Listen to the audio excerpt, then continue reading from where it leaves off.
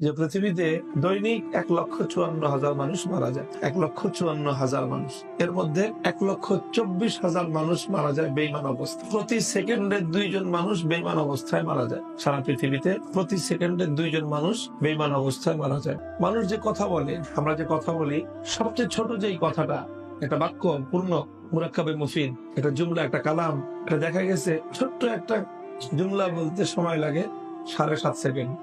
অর্থাৎ আমি একটা কথা বলতেছি, আমার একটা কথা বলার সময়ের মধ্যেই 15 জন মানুষ জাহান্নামের আগুনে পুড়ে যাচ্ছে।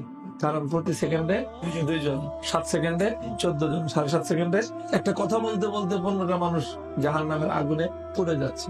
এক একটা গ্রামে গড়ে পৃথিবীতে মানুষ বসবাস করে 2,000 মানুষ। 1,24,000 মানুষ যদি প্রতিদিন জাহান্নামের আগুনে পুড়ে, তার মানে 62টা গ্রাম প্রতিদিন জাহান্নামের আগুনে পুড়ে ছাই হয়ে যায়। 62টা গ্রাম জ্বলতেছে, আর আমরা হলাম ফায়ার ব্রিগেডের দায়িত্বে। এখন আমাদের আসলে কি করণীয়? আমাদের উচিত হলো, যেটা আমাদের হৃদয়ের দাউ দাউ করে একটা আগুন ধরা দরকার, সে আগুন হলো দরদের আগুন। আমাদের বাংলাদেশে 16 কোটি মানুষ, এর মধ্যে 14 কোটি হলো মুসলমান, আর বাকি 2 কোটি নাহাদুল্লাহ মুসলিম।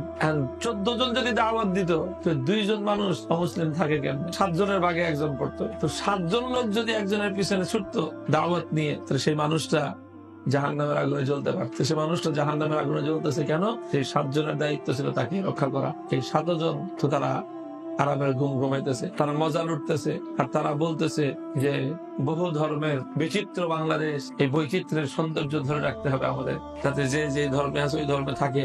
ধর্মান্তরিত হয়ে গেলে তো আস্তে আস্তে কুফর বিলুপ্ত হয়ে যাবে, তখন আর এই সৌন্দর্য থাকবে না। সমাজের প্রত্যেকটা মুমিন যদি দায়ী হইতো, প্রত্যেকজন মুমিন যদি দায়ী হইতো, তাহলে কোন মানুষ অমুসলিম থাকতে পারতো। এই যে ইফতা পড়ার যে এক ফিতনা শুরু হয়েছে, এটা বড় এক ফিতনা শুরু হয়েছে। কি পড়া? ইফতা পড়া, বড় ফিতনা। প্রত্যেকে বুঝতেছে যে আমার নামের শেষে মুফতি লাগাইতেই হবে। এটা চাকরির জন্য দরকার, বিয়ে শাদীর জন্য দরকার, যাই কিছুর জন্য। কারণ পরিবার কোথাও বায়োডাটা দিলে জিজ্ঞেস করে খালি আলেম না মুফতি আলেম। এই জন্য পড়াশোনা যাই হোক, নামের শেষে একটা মুফতি ডিগ্রি লাগায়। এই যে ব্যাপক ভাবে সব ইফতা পড়তেছে, অথচ আমলে গিয়ে এটা তেমন কোন প্রয়োজনীয়তা দেখা যাচ্ছে না অধিকাংশের জীবনে। এই মানুষগুলো যদি তারা দাওয়াতের উপর পড়াশোনা করে নিজেদেরকে আরেকটু প্রস্তুত করে এই কাজে যদি নামতো, তো উম্মতের বড় ফায়দা হয়ে যেত। তো যেই সরিষা দিয়ে ভূত ছাড়াবো, ওই শস্যের মধ্যে তো ভূত। যে ওলামাদের জিম্মাদারি ছিল, এটা যে ওলামাদের জিম্মাদারি ছিল। আমি তো বললাম যে প্রত্যেক মুমিনেরই তো দায়ী হওয়ার কথা। তো প্রত্যেক মুমিন যদি দায়ী হইতো, তাহলে 7 জন মুমিন একজন অমুসলিমকে দাওয়াত দিত, তো সে অমুসলিম কয়দিন আর অমুসলিম থাকছে? উল্টা দাওয়াত দিবে তো দূরের কথা, 7 জনের দাওয়াতের ঠেলায় তো সে নিজেই ইসলাম কবুল করত। বাদ দেন ইমানদারদের কথা, ওলামাদের কথা ধরেন। আলহামদুলিল্লাহ, লক্ষ লক্ষ ওলামা, প্রত্যেক আলেম যদি অন্তত দায়ী দাওয়াতিল ঈমান, গায়রে মুসলিমদেরকে যদি দাওয়াত দিত।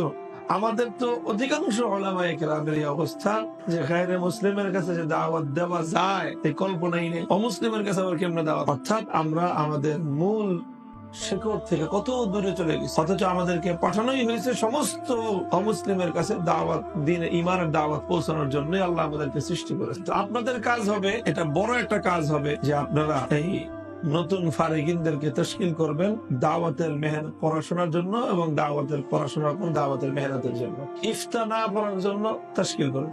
ইফতা পড়িস, মুফতির জ্বালায় দেশে এখন গিজ গিজ করে, পাও রাখা যায় না মুফতি। যে পরিমাণ মুফতি হয়েছে, আগামী 50 বছর যদি বাংলাদেশে এখন মুফতি নাও হয়, তাহলে এই জাতির ফতোয়ার জন্য কি এখন দরকার? দায়ী, কাজের দরকার, কাজ, দায়ী দরকার। দায়ী ঘরে ঘরে দায়ী দরকার, ঘরে ঘরে মুফতির দরকার নাই। পুরা মহল্লায় একজন মুফতি থাকলেই যথেষ্ট, কিন্তু দায়ী প্রত্যেকের দায়ী হওয়া দরকার।